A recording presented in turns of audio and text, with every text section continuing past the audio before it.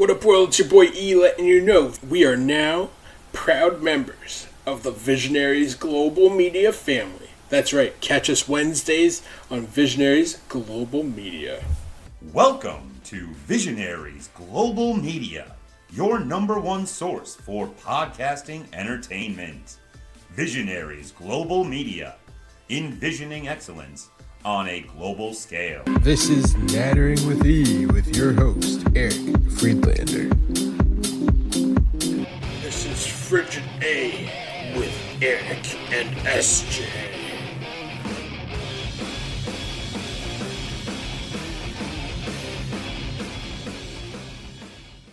Cool. What up, world? It's Frigid A, episode 7, and number 49 overall on Nattering with E. As always, I'm joined by SJ for Frigid A, and today we have brought on the man, the myth, the legend, Mr. Asian Joe, now of the Mark Order podcast. But if you listened to us previously, we had a short-lived run as the Goog Gang, featuring Joe, SJ, myself, and Gina, Mrs. Money from the Wizards Discord / the internet. That was a lot of fun. And now Joe has returned. So we are going to talk to Joe about his avid love of cereal, some wrestling, of course, and music. So, Joe, SJ? Joe. Exactly. Joe. By the way, Joe, thanks for joining the show, even though you think I would kill you. You know, I feel like you have a character online, so I want to continue to promote that. SJ is not someone to mess with online. But no, thank you guys. Okay. It's okay. I love it. I just have to throw that in there. Oh, I'm glad to be back with you guys.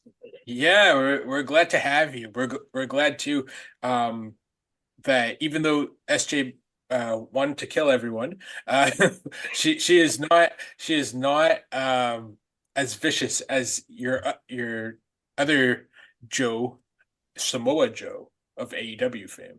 Well, if SJ is gonna kill anyone, it's gonna be killed with kindness, if anything. Absolutely. SJ is very kind. That would be a great. Oh yeah, 100%. Once you get on my bad side, we're good. Yeah. That'd be a great finisher. Kill them with kindness. Compliment them. Just compliment them. Just compliments until they die. Yeah. Yeah, crazy. Oh man. Yeah. So, all right, SJ, what's going on? How's things? So far so good. Just enjoying the weekend off. I just finished watching some GCW this morning, and after this, I'll probably start watching WrestleMania later. I took a bit of a hike today. Other than that, it's been going a pretty good weekend. Yeah. How about you guys? Joe?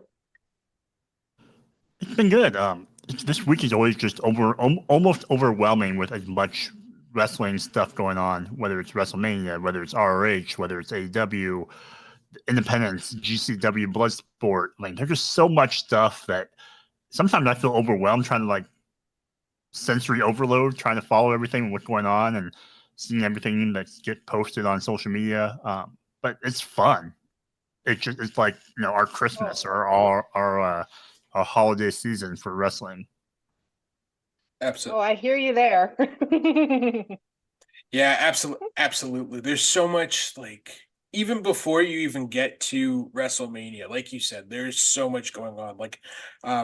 I just got an update that ETU out of New Jersey, which is a good independent, is having a showcase today called ETU versus Dragon Gate. So they're having Team ETU versus Team Dragon Gate, which is going to be absolutely bonkers. I don't know if you guys follow the indies too much or are familiar with Cruel. He's an MLW. He's a big monster with a mask. Anyways, he is the IWTV champion right now, and he is being challenged by the octopus himself, Jonathan Gresham. So that match is going to be bananas when it happens, and I'm so excited. For sure, definitely. Yeah. So, Joe, I know as much as you love wrestling, you also love food, and in particular cereal. So, can you tell us about how you became Cereal Joe, spelt with a C, not with an S?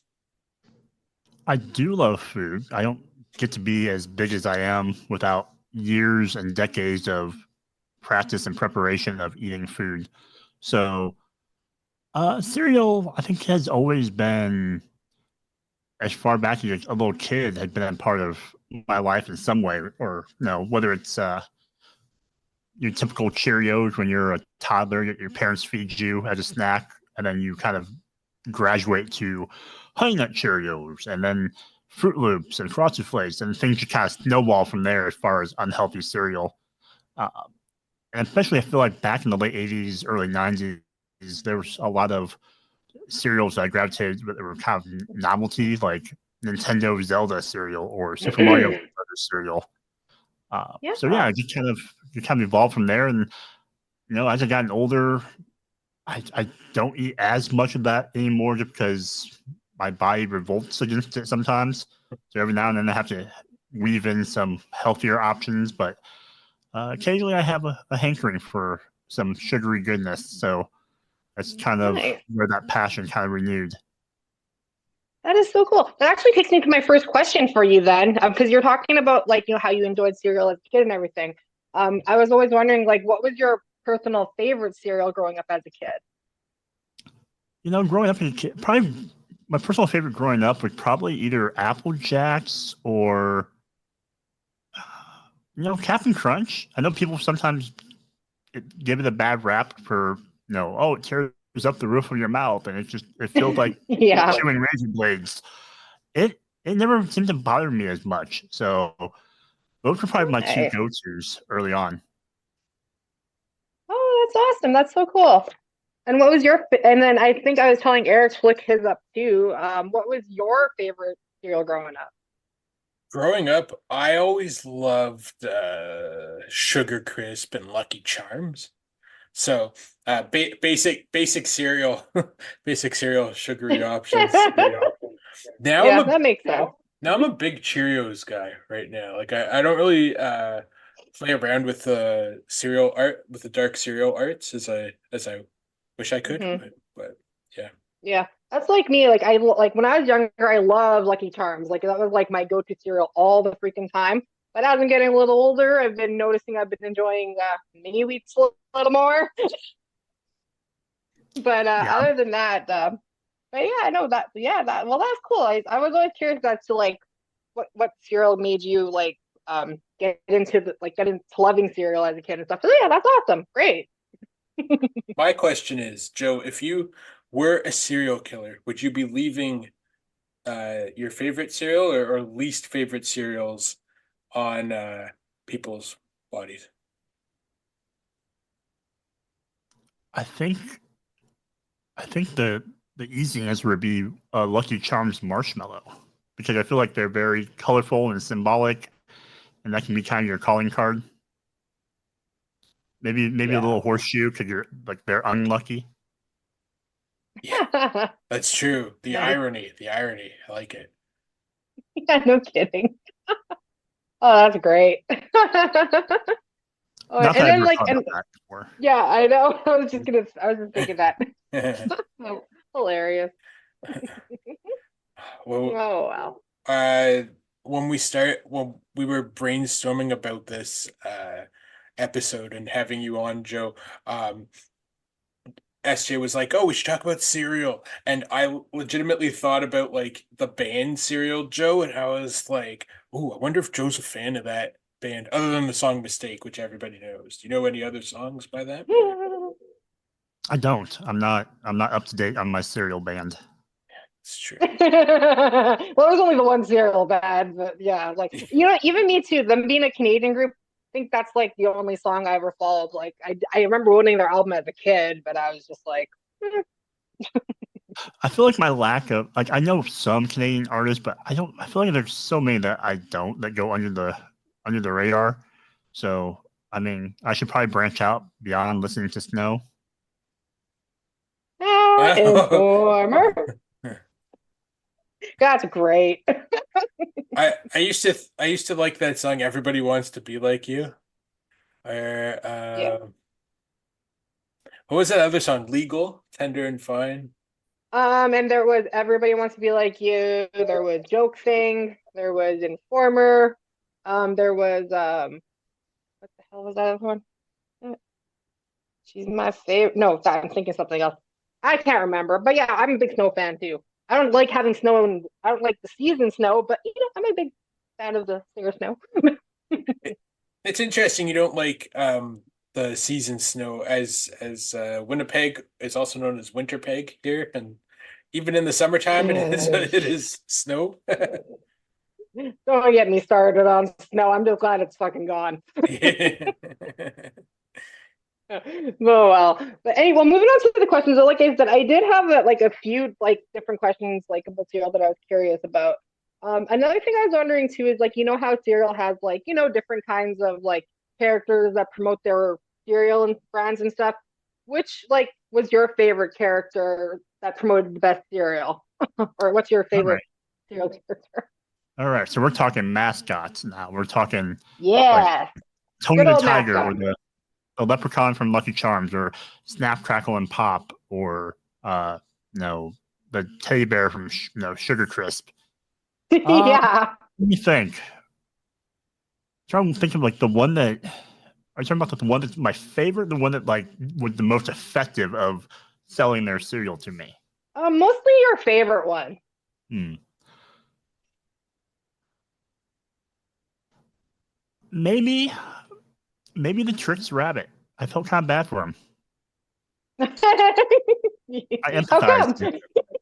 I felt like he got bullied. He was Yeah, supposed that's to be a true. part of the Yeah. group and enjoy a bowl of Trix cereal, and the little snot-nosed kids take the cereal from him and silly rabbit. I was like, come on. That were kids. What did the No. rabbit ever do to you?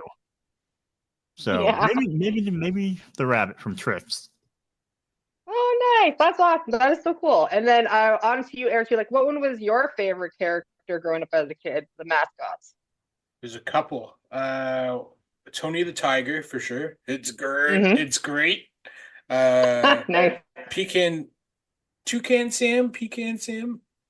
Yeah, Toucan Sam. Yeah, Toucan Sam. Yeah. Yeah, I like that guy too. I also like the three elves for Snap, Crackle, and Pop. Kellogg's Rice Krispies. So Yeah, pretty. they're awesome. You know what? I always got mixed up with those two and those three elves that do cookies. What the hell is that company's name? Keebler. Yeah, Kimberly. I always got mixed up between those two all the time growing up. They're probably I all the always same thought it thing. was the same. Yeah, pretty well. Yeah, I thought it was the same characters on both. I was like, holy crap, no, they're different. I didn't know that. That's funny. And then yeah, for mine, I would have to go with the obvious Count Chocula. Come on now. Oh He's a yeah. vampire. He loves chocolate. Two of my Yeah. favorite things. Yeah. So that He just was he's not around mine. enough for me. It's seasonal, so he's going around for a few months. Oh, I know. You should see how much I stock up on that shit around Halloween. I have cupboards full. Did you not care about Frankenberry or Blueberry or? Oh yeah, I love them too. They're probably my number 2 and 3. But yeah, but no, Count Chocula is definitely my guy. I was actually looking up while I was doing notes and stuff for the show, I was actually looking at this site called whiteclouds.com, and they actually have the top 10 cereal mascots.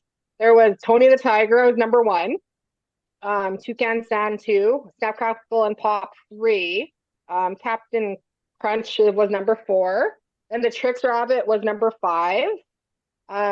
Lucky was number 6, and my Count Chocula was 7. Sugar Bear was 8, Frankenberry 9, and Blueberry 10. I just thought I'd share that countdown with you guys that I came across. That's amazing. We I nailed thought them. it was, yeah, exactly. Right. We pretty much got all the top ones there. Yeah, for sure.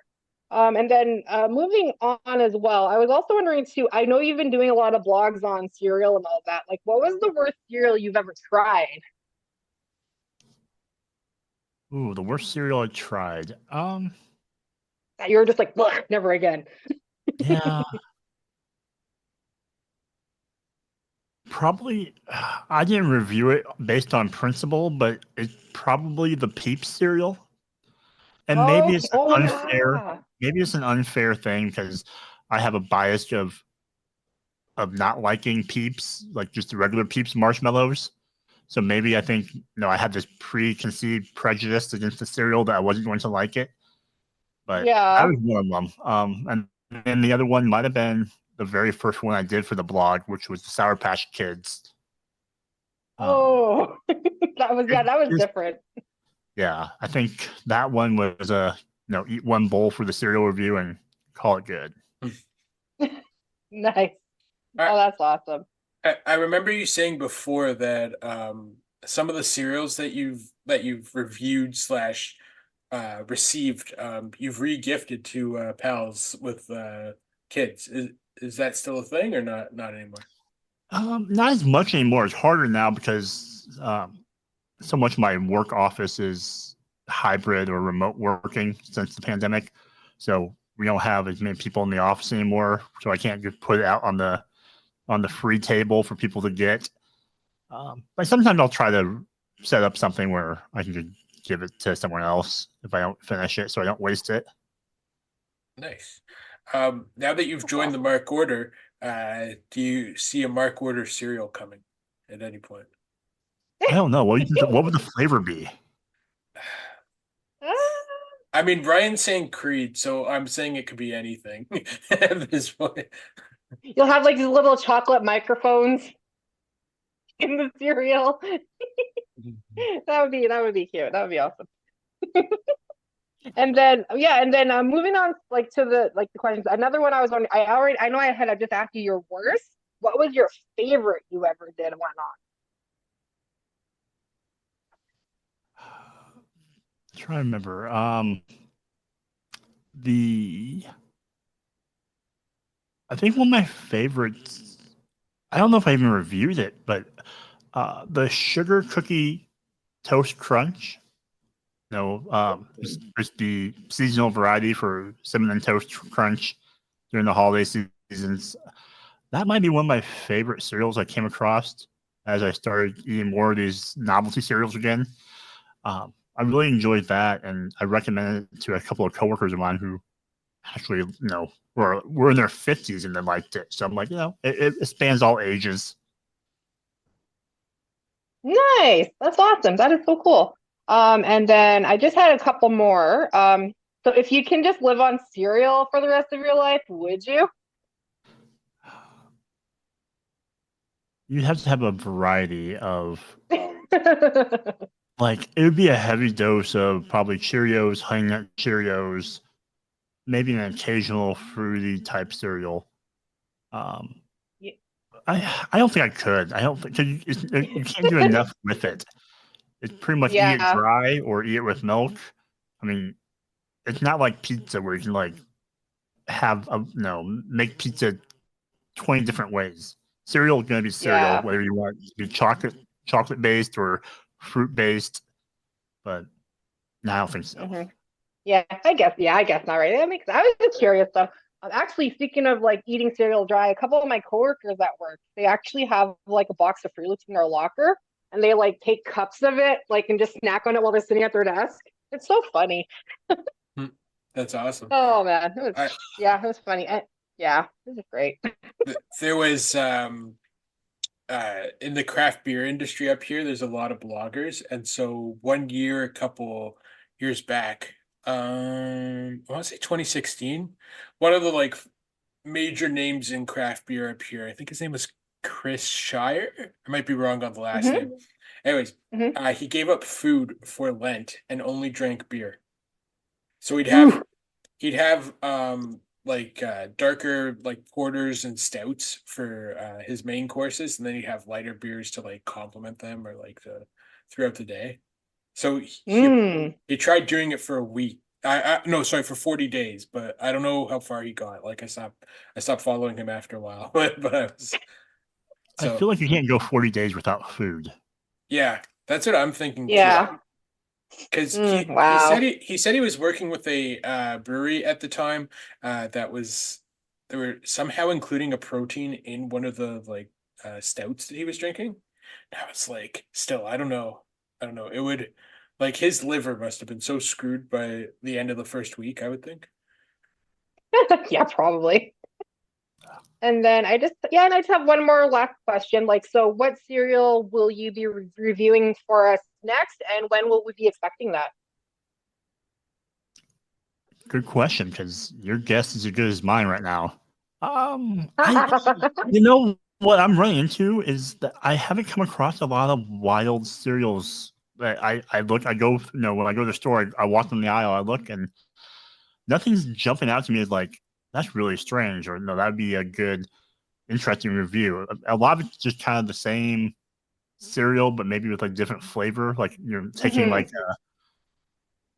taking a Lucky Charms, like, oh well, now we threw marshmallows, or we threw a different piece of cereal with it, or taking Twix and making, or not Twix, but yeah, Twix. Yeah.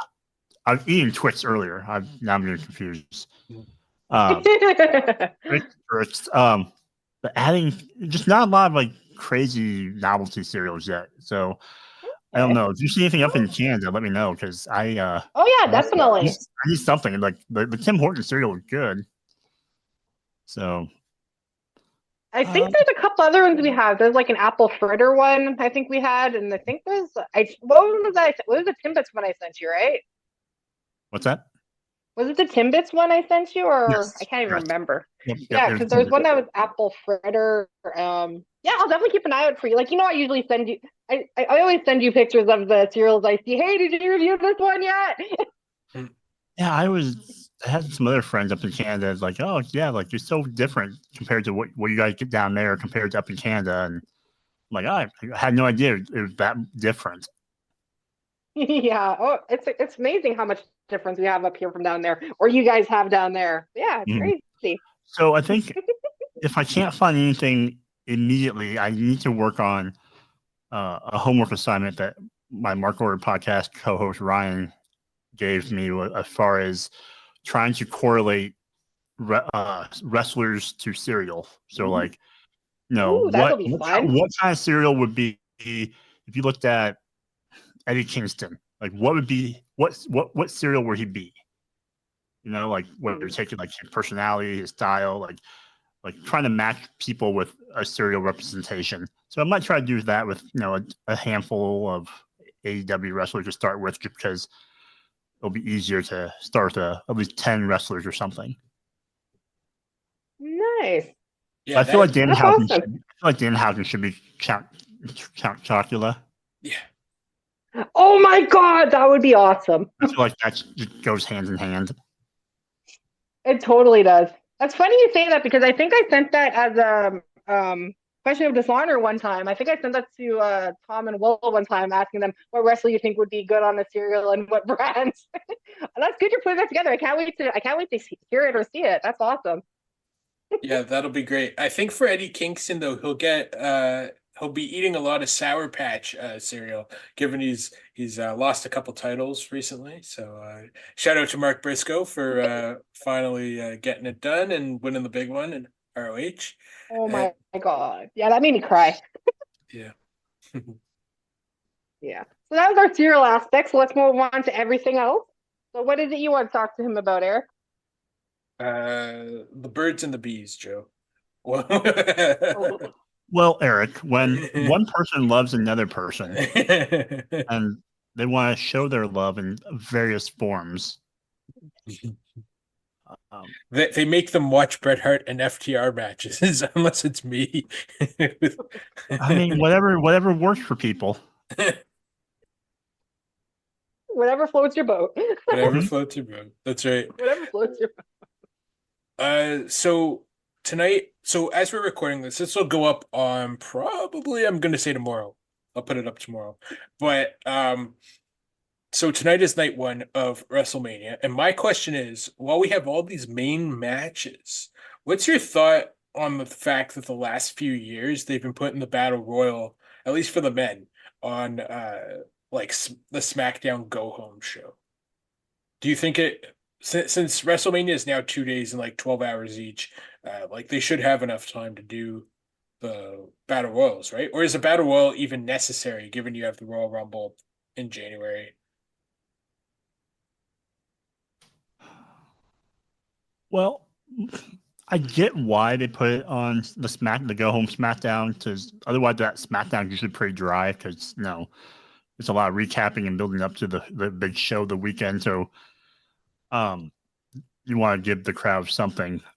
I would prefer to have the Andre the Giant Memorial Battle Royal on even the pre-show, the kickoff for WrestleMania, just so those people get that WrestleMania moment, even if it's the pre-show. I think that would be doing more service to them than the SmackDown. Even though the SmackDown obviously is well attended because of the crowd, but just giving people that experience to wrestle in such a huge venue like that at WrestleMania, I think would be cool. So I don't have an issue with that as far as getting more people exposed to WrestleMania. My real issue is really just I I think you have to have all the titles defended on WrestleMania weekend, which bugs me about the women's tag team titles of not being defended. You have 2 nights of WrestleMania. All the titles should be defended at the biggest show of the year, the biggest show in professional wrestling. So I almost feel like if speaking about that is they gave all these like 6 teams or whatever a chance to fight the Judgment Day for the men's in a ladder match. So why they can't do something similar? I don't know, even a tables match or like um escape the cage sort of thing for the women. Like as you said, that every title should be defended.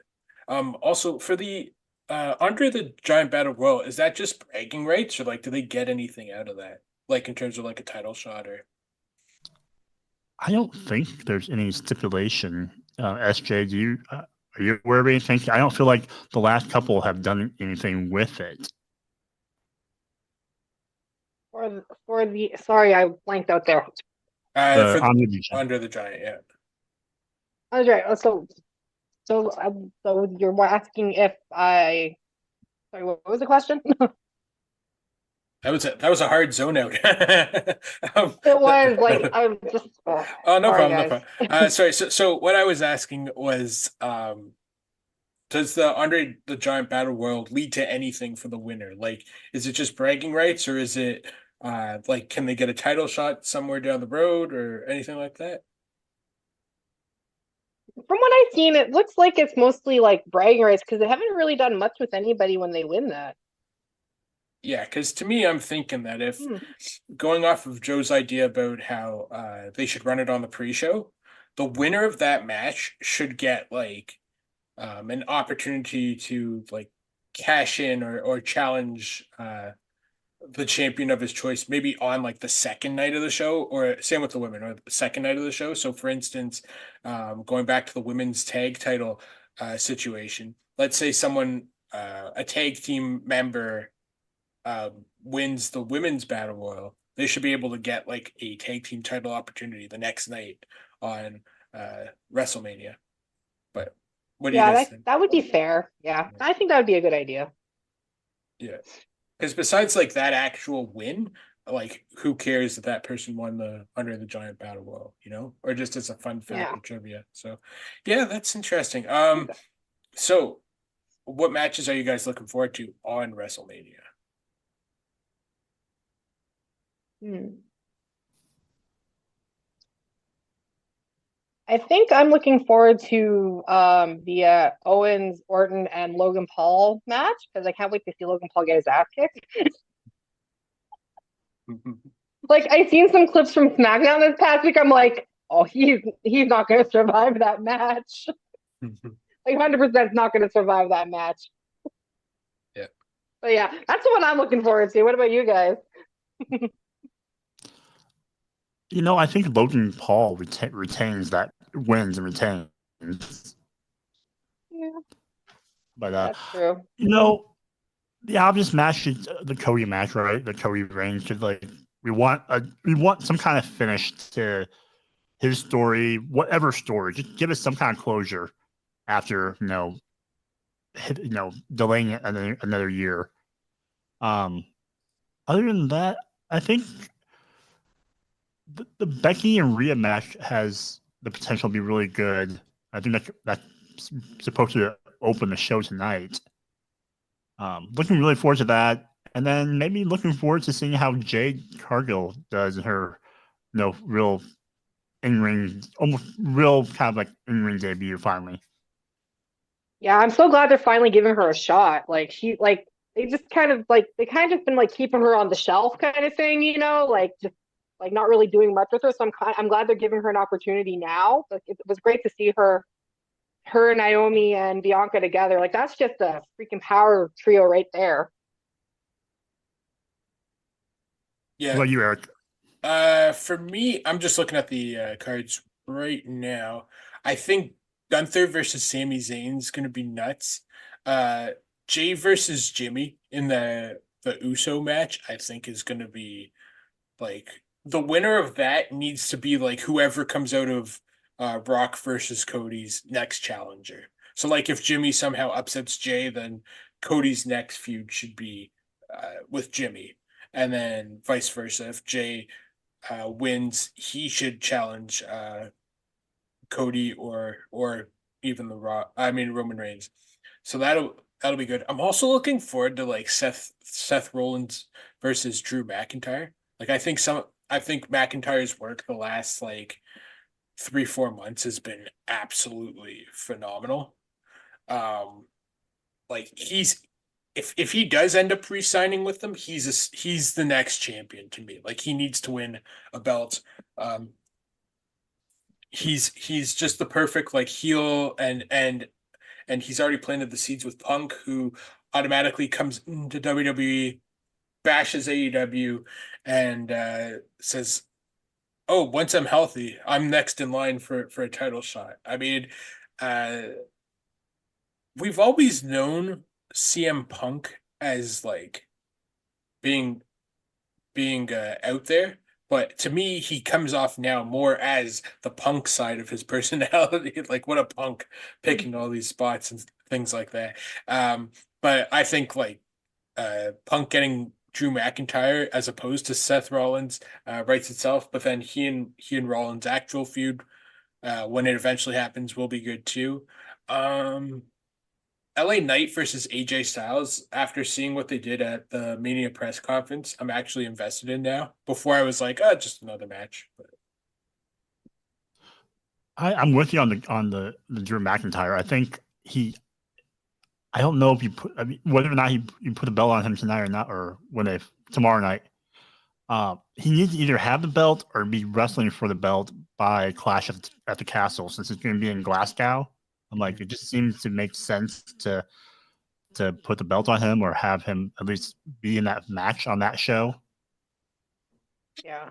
that now let me throw this out to you guys. Say for instance, if either Seth retains or Cody beats Roman, and then tomorrow night, and then Monday night on Raw, um, Priest cashes in and becomes the new champion. If he does it against Cody, do you think that'll mean less that he finally got over the hump because he only held it for a day? Or do you think like we're good, like we'll be invested with Cody chasing after him for the title again?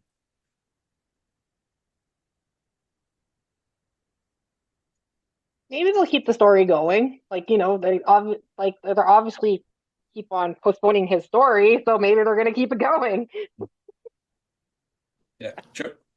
I kind of fancy booked in my head before that maybe either either Seth somehow survives Drew McIntyre after being dog tired from the match tonight, Saturday night, and then another match Sunday, and then after he wins and he's beaten up and barely able to stand, that's when Damian could cash in.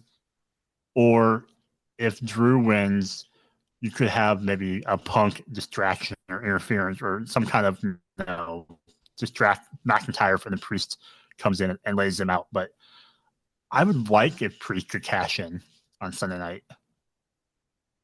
I don't want him to cash in on Cody. I want Cody to have a little run with the belt Mhm. to give us a payoff. Yeah. Yeah. I kind of want him to cash in on Logan Paul or even Gunther. Priest versus Gunther, I think, would be an Ooh, insane matchup. that would be Uh, really good, actually. what do you guys think of Io Sky versus Bailey? What are your thoughts there? I don't Mm, think that match is getting enough build. Like I feel like they're trying to do it lately, like in the last couple of episodes of Raw and SmackDown, they're doing more video packages and some backstage segments, but I don't feel like it's getting hyped up enough for what the match is. And I want Bailey to win, and I want because of the body of work that she's been doing. I think it'll be fun to kind of maybe have this resurgence of her as a face with the title belt. Yeah. Oh, another match that I forgot to mention is this six-pack tag team ladder match for the undisputed tag team championship. Uh, do you guys think? Okay, so if Priest, so we're in agreement that Priest should cash in at some point on someone, but do you think he should retain with Finn, or do you think he loses to? Do you think Judgment Day loses the titles tonight in that six-pack tag team ladder match, and then he goes on and cashes in on someone?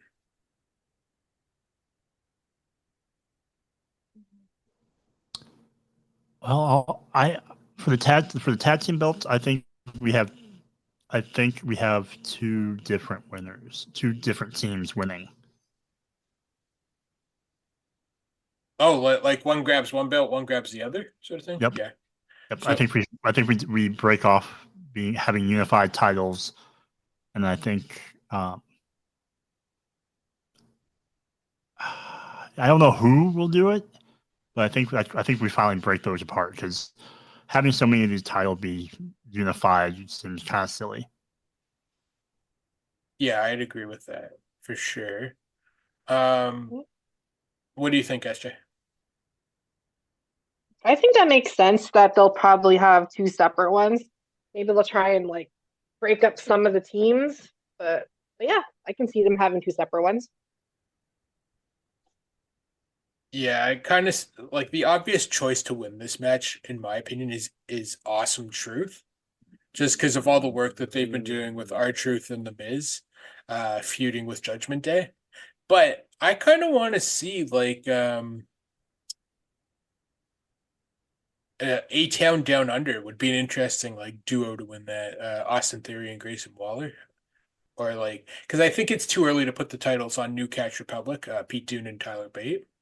Which also New Catch Republic, awful name. So There've been worse ones. I mean, there've been the Viking experience.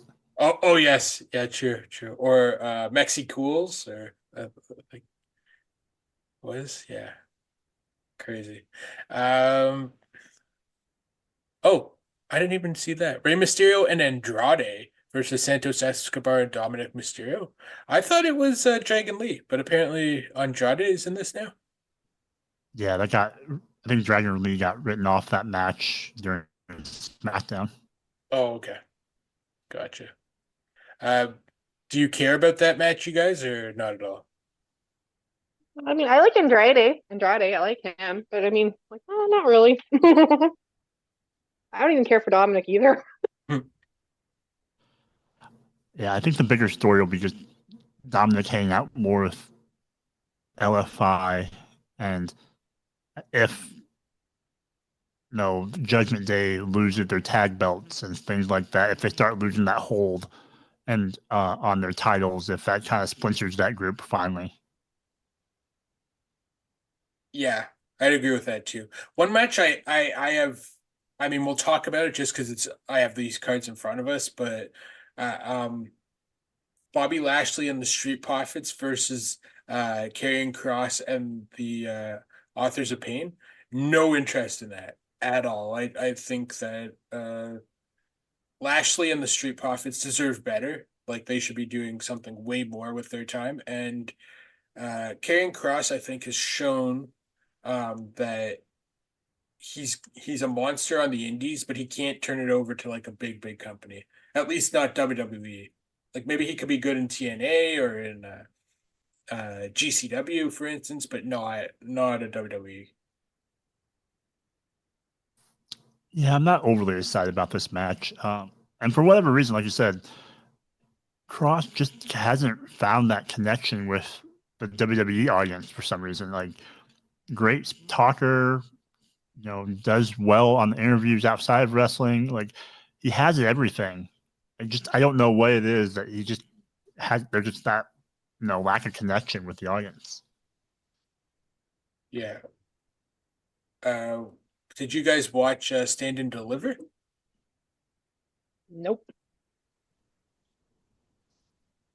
I Okay. missed it. I saw some of the results, but I didn't. I missed the show live. Yeah, I'm the same. I missed it live. So one thing that SJ and I, sorry, go ahead. I'm gonna say the main thing I saw was Julia's here, so that's all that matters, right? Julia's here, and Roxanne Perez is the new women's title holder. So Oh, did Julia debut at Stand and Deliver? Or? yeah, they did the old, look who's in the crowd, and she was sitting by uh, William Regal, and then that Oh Rossi, the guy wow. who used to be with Stardom. Yeah. Oh wow. That's that's crazy because she's a star. Like if you've ever watched Stardom, she was Stardom basically. So to see her now in NXT, and then I think it'll only be a matter of time before she goes to the main roster because she's like to the moon. Um, it's another thing that SJ and I absolutely love besides wrestling, cereal, and whatnot is music. So Joe, you mentioned before slash we saw on your I saw on your Instagram. I don't know SJ if you saw this too, but Joe was at the Fallout Boy concert yesterday. No, I'm not on Instagram right now. That's awesome. Yeah, it was long overdue. For whatever reason, I've never gotten around to seeing Fall Out Boy live. Like the 20 some odd years they've been around. Uh, it made me feel old to realize that I think was yesterday might have been the 19th anniversary of Sugar We're Going Down. Oh, And I was nice. like, oh my gosh, it's been that long.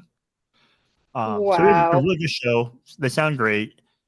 Um, my most favorite part about being a show is I was sitting next to this little kid who was probably 8, 9, and he was with his mom, and he couldn't care less about the opening bands or even Jimmy Eat World who opened, and I'm like, he was strictly there for Fall Out Boy, and I'm like, oh, that's cool. Like, what's your favorite songs? Like, what was your first concert and everything else?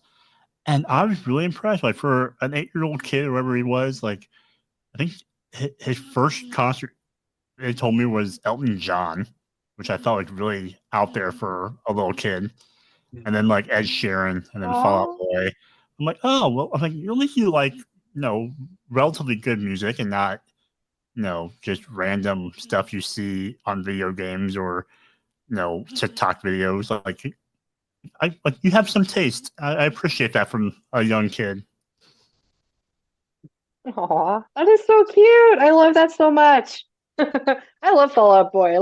I met like I didn't see that I haven't seen them live yet. But I've been really wanting to, but they barely come through here.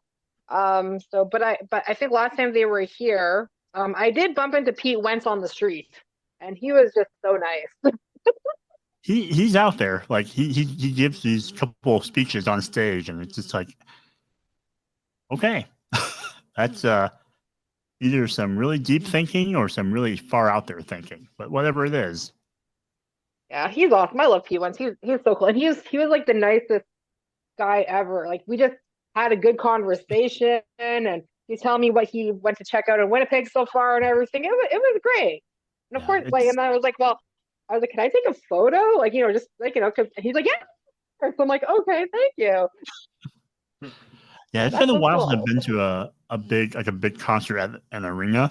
Like a lot, I go to a lot of shows that aren't necessarily like our big arena shows. No, so that Mhm. was it's been a while. And then also I forgot how like expensive merchandise was, Oh God.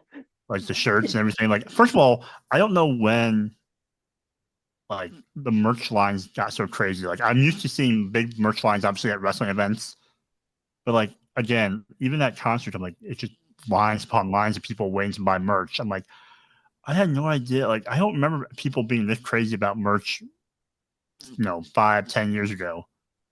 But yeah, Hmm. so I left paying, like $90 for 2 shirts. So Nice. That's awesome. That is so cool. So, so when the kid told you that he didn't like Jimmy Eat World, were you just like to his mom, "Gotta send this kid home. It's time for bed."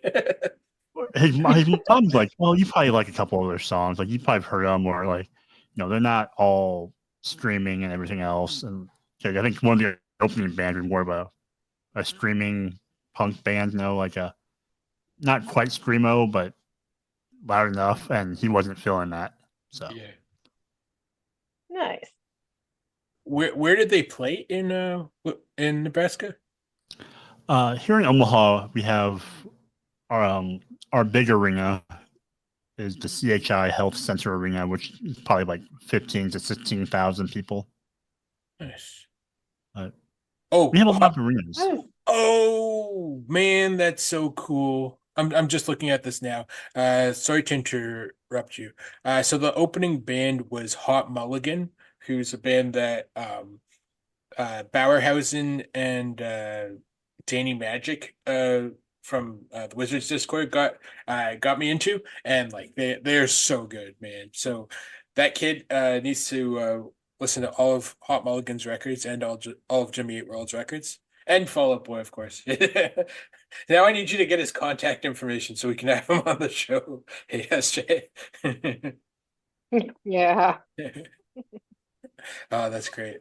That's great. Yeah. How many concerts pre-COVID, how many concerts were you seeing?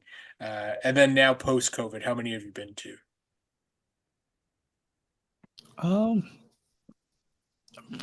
I don't. I mean, I go. I try to go a decent amount of shows. I probably go to a dozen or so shows a year, probably before COVID, and then even now, I think this was my first show of 24, but I have another one at the end of the month I'm going to, and then I have a couple in May and a couple in the fall. So, it'll probably be about 8 to 12 again this year.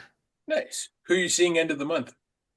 End of the month, I'm taking a road trip out to Denver, and so that'll be my emo pop punk show of Bayside, Finch, and Armor for Sleep. Oh, nice. Nice. Nice. That's awesome. Awesome, awesome, awesome. Okay, so couple random questions for you here, slash both of you. So for SJ and I, we were toying around a while back with a question that we should ask, because on our joint favorite podcast, ROH Revelry, Tom always asks, do you like olives? And so my question is, do you like mushrooms? Kind of. But like if someone created a mushroom cereal, would you have it or absolutely not? 100% no. No, because that Ew. mushroom is psycho. What kind of? No, I like sautéed mushrooms. Mhm. No, and I can do mushrooms if they're kind of mixed with other stuff. I can't eat just like regular dry like portobello mushrooms or something like that. The texture and I don't know. I don't prefer them, but they're not deal breakers for me. Fair enough. What are your food deal breakers? I guess to follow that up. Well, mostly anything, mm, things that have lactose in it because I'm lactose intolerant. But ice cream is so good. I know I take the pills for that, like the little lactate pills. Me too. But it's like Me too. Yeah. it's Russian roulette with my stomach then because like you don't know if they're gonna work or not in time. Mhm. So Yeah, I Absolutely. think that comes with age. it does. But other than that, I understand. there's probably some fish or seafood things I don't do. I'm not huge. I don't do big seafood stuff. So Yeah. Um, SJ, any more questions or I got a few random ones, but like go ahead for what you want to ask if you have any. Okay, okay. So do you have so Joe, are you like do you have your credit card ready for when they announce WrestleMania for Minneapolis? Oh, SJ, I have already have a hotel room booked. Nice. I know I was looking at them already too. I'm like, fuck, I gotta book this I now. So I already booked it too.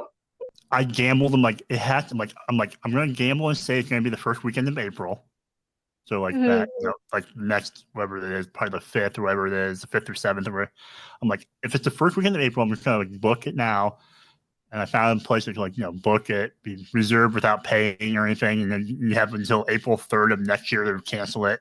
I'm like, let's go with this. And then I look back now and I checked the bookings for that hotel, and I think they had one room type available left, and I think prices had gone up, $80 or $100 now. So hopefully Yeah. we're both guessing right and we booked smartly. Right? I know when as soon as I heard that, I'm like, hey, fuck this, I'm booking it. So I just booked the Holiday Inn downtown already. I'm like, it's done. How far So away is it for you? it's an 8 hour drive. Okay, so it's like about 5.5, 6 hours for me. Oh, that's a lot less than me. But yeah, but no, I'm pretty excited. I'm gonna definitely do it all. I'm gonna do the collective. I'm gonna do fucking everything. Bucket list. Yep. Yeah. Like I can't.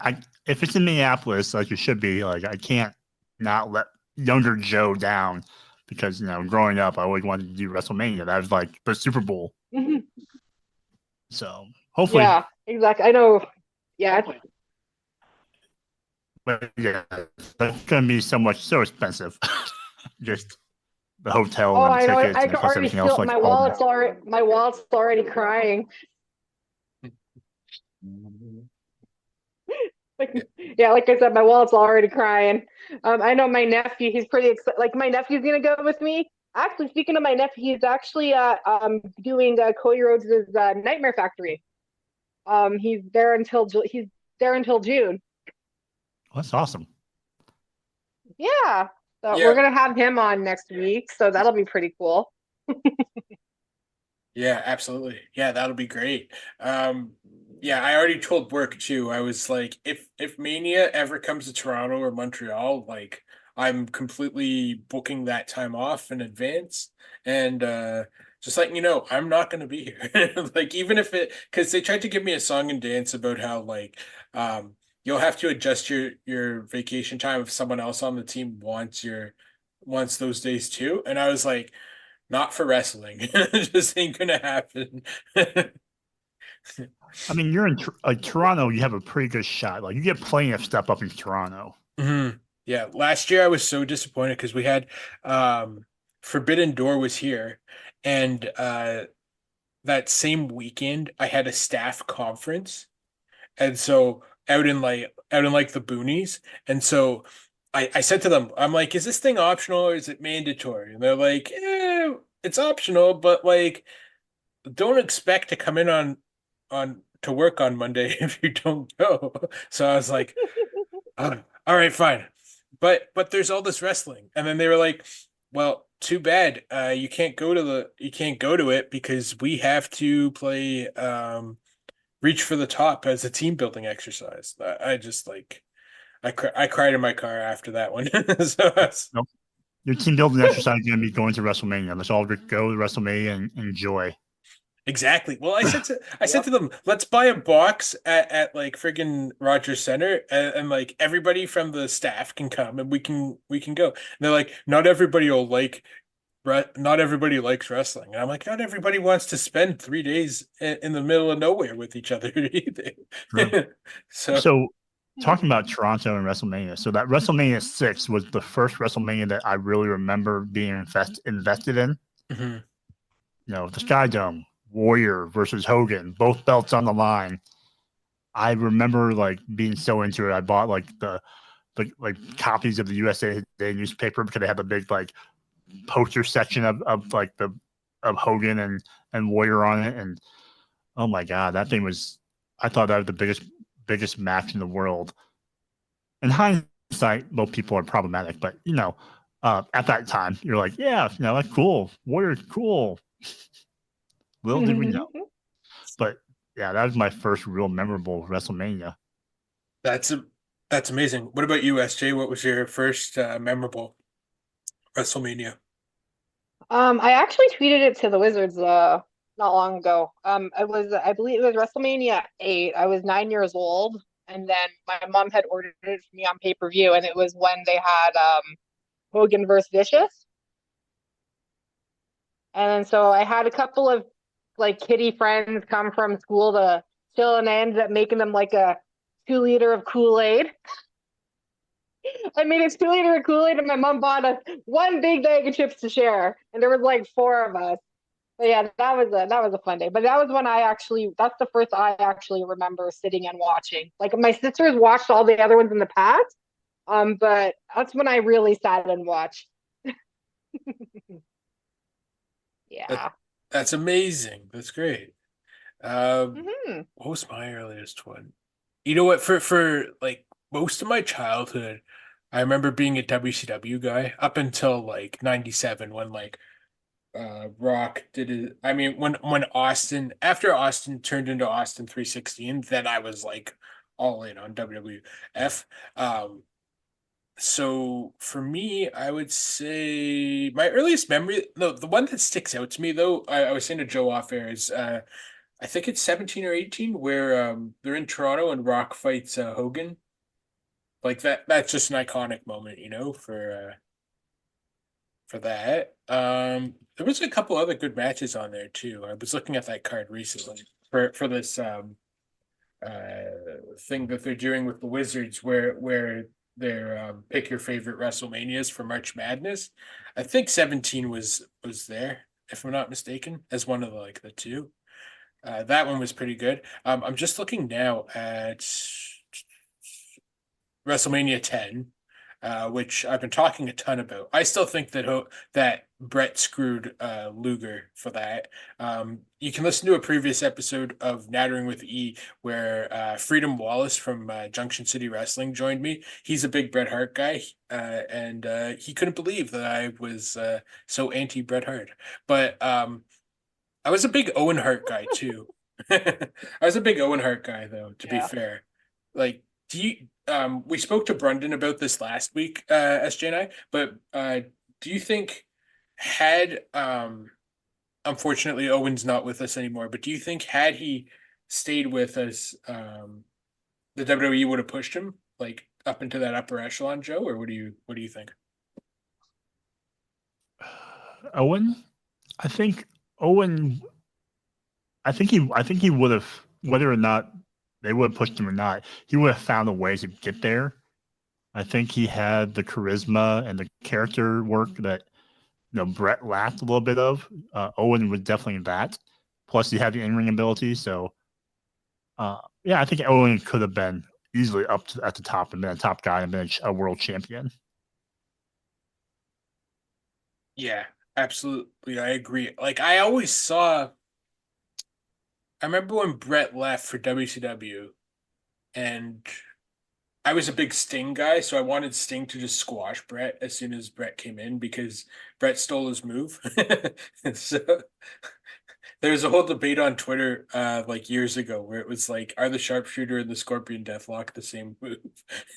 And so people are like, no, Brett leans back a little bit more than Sting. It's like, give me a break. So, but the looking at WrestleMania 10 though, like the match of that, like everybody talks about Owen Brett being the big one there, but like, how do you not include Razor versus Shawn as like for the ladder match for the undisputed title? Like, oh my God, like that's a star making performance for Razor Ramon, and then he still ended up going to WCW. But yeah, crazy, crazy, crazy, crazy.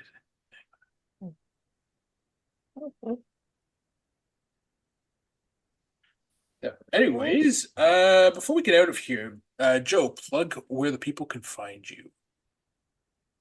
Sure, thanks. Well, you can find me on Wednesday nights on the Mark Order podcast that follow. It starts right after AEW Dynamite, so you can find us on YouTube. We stream live, or check us out on the podcast platforms. Then also, you can find me sometimes on Saturday night for our Mark Order podcast, Collider Cast, where we kind of do live watch-alongs to AEW Collision. It's usually myself and my co-host Ryan from the Mark Order podcast. And then other than that, you can find me on social media at _Asian Joe. And you can find a link in my bio for the serial review blog I do. So that's where I'm at. That's awesome. Awesome. SJ, where can we find you? You can find me mostly on Twitter/X. I go on there by Carnival of Chaos with a K. I'm there promoting Friends' stuff. I'm posting wrestling, horror, cats, all kind of random shit. You can find me on there as Carnival of Chaos. That's all I'm on right now. Fair enough. That's good enough. We also have stickers that you can get from myself or from SJ. Just DM one of us on Twitter. You can reach me at E_Freeds on Twitter and Instagram at Nattering with E. Also, big news for the podcast, generally speaking, we now have an email address. That's right. If you'd like to talk to us about show ideas or coming on, feel free to email us at natteringwithe, all one word, at gmail.com. Also, for music, this is, I think I mentioned this to both of you, but if not, this is also a surprise for you guys. The former co-host of 90s Nostalgia with SJ and I, Mr. Bauerhausen, came to me with the idea to create a Discord called the Cooper KUIPER music group on Discord. Basically, Cooper is like the Cooper belt. Sorry, 1 second. My Siri decided to join in on the conversation. But basically, the Cooper belt is I think it's around Pluto or Saturn, and it looks like the shape of a vinyl. And so because Bauerhaus and I are big music guys, and we're also kind of selfish in the sense that we want to know everybody else's music so we can add it to our Spotify's or add it to our vinyl lists and so forth. So we were like, hey, let's create a Discord group. So we created the Cooper Music Group that just launched today. Open invite to both of you, open invite to whoever listens. And you can basically just put your music there and talk to us about any of your music tastes. So as we were speaking earlier about Fall Out Boy and Jimmy Eat World and Joe's concerts, and then on many a different episode, we have heard about SJ's great life as a working in the music stores and going to see Godsmack and randomly Metallica, which is probably my favorite of all the stories. Although Simple Plan is SJ's go-to band. But yeah, you can catch us there too. And Joe, it was fantastic having you on, man. Hopefully it won't be another 7-8 months between having you on. And you're always welcome back. Pleasure. Always happy to chop it up with you both. Great. Yes, thanks for being here. Yep. And as always, stay frigid, and we'll see you next time.